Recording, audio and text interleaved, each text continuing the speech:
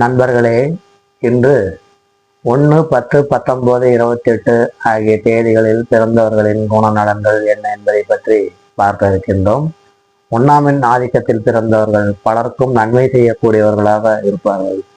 தைரியமும் வீரமும் அஞ்சா நெஞ்சமும் கொண்டவர்கள்.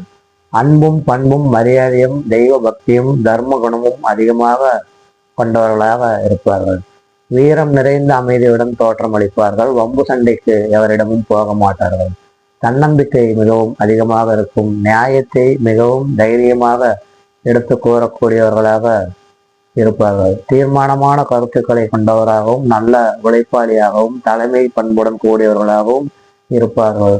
இவர்கள் எந்த வகையிலேனும் நல்ல புகழை அடையக்கூடிய அமைப்பு உள்ளவர்களாக இருப்பார்கள்.